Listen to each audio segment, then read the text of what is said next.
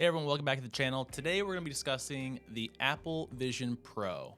I've had this for 3 to 4 weeks now, and there's some things that I want to share with you so that you can have an honest and open review and my opinions about the device. So this video is going to consist of 10 different points that I want to make about the Vision Pro that I think that are important for those that are currently looking to buy one, or that maybe already have one now and they're not too sure about whether they're going to return it or not. I think the return policy has probably lapsed since I've made this video, but still, if you're in the market for an Apple Vision Pro, I think these 10 things are important and good key takeaways.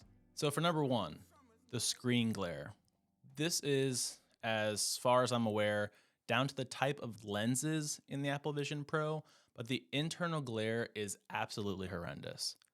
Every time you start an Apple Original, you get the glare right in your face with the Apple TV logo. You open up the prehistoric demo, which, by the way, is really incredible.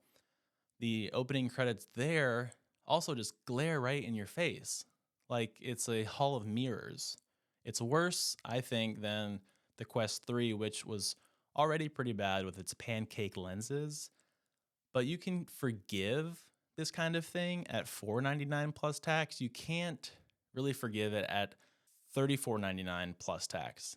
I put the Apple Vision Pro into guest mode and I handed it to my wife without my Zeiss lenses in, and her first complaint was about glare.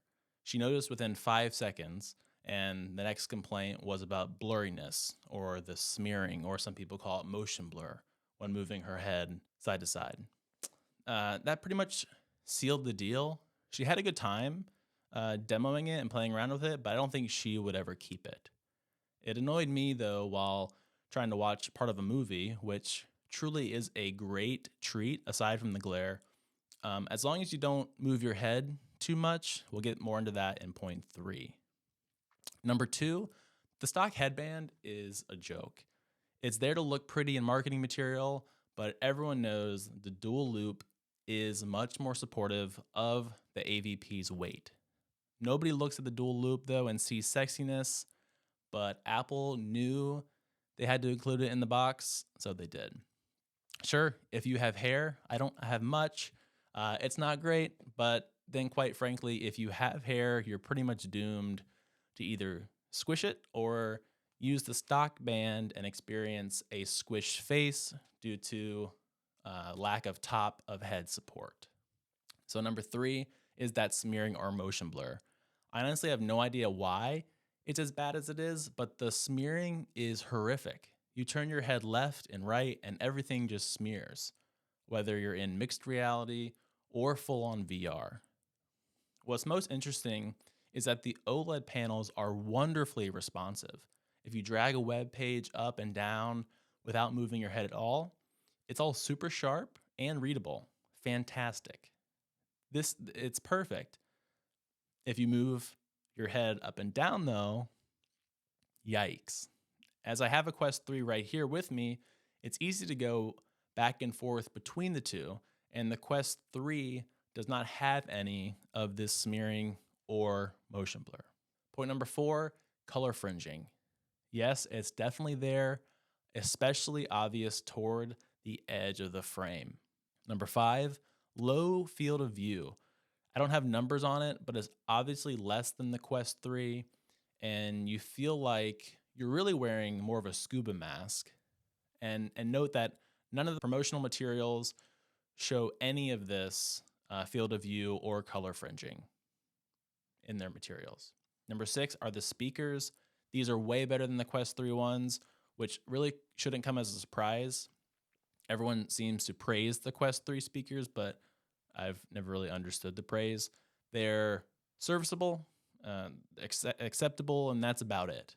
The AVP speakers are excellent for what they are, and spatial audio is such a treat with them. Point number 7 is Optic ID. It seems to be pretty broken if you wear Zeiss lenses.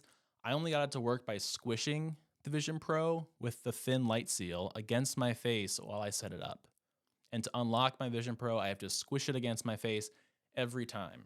Apparently, I'm not the only one with this issue. I've seen a couple other reports online and from some other videos as well. Number 8, it's a quick one. The battery cord is annoying in that it bunches up really easily and it requires finessing to loosen.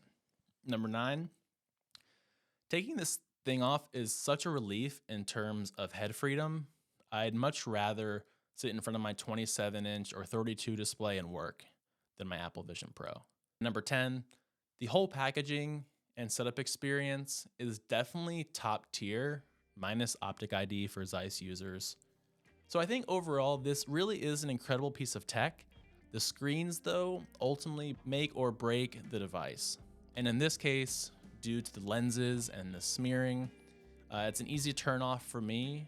There's so much good, though, that I can't wait for the next generation of Vision Pro and to see what future updates Apple pushes to the current model. It's not today, certainly, but perhaps soon. The future is there for the taking. Thanks for watching. If you like this video, please give it a thumbs up, subscribe for more content, and until next time, I'll talk at you later.